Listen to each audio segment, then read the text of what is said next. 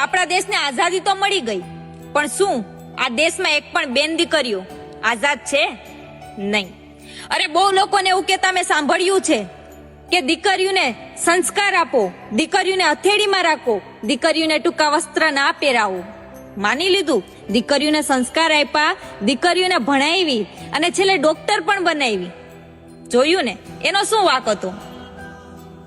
એનો શું વાંક હતો? એને તો બીજાનો જીવ બચાવ્યો હતો ને, આજે એને જીવ ખોયો ને.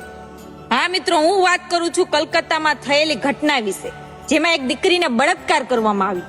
અને સાહેબ, જે રાક્ષસે એનો બળાત્કાર કર્યો ને, એને જોવા લાયક પણ નથી રાખી. હવે કેટલી છે આવી રાક્ષસની પેદાશો, અને ક્યારે આ દેશની દીકરીઓ ઇજ્જતથી જીવશે? અને શું વાંક હતો એ દીકરીનો?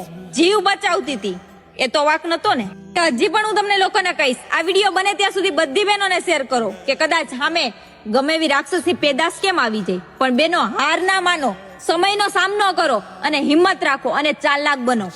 બરાબર? બાકી સરકારને તો હું કાંઈ નહીં કહીશ, કેમ કે આજકાલના થોડાક સાહેબ બળાત્કાર થાય.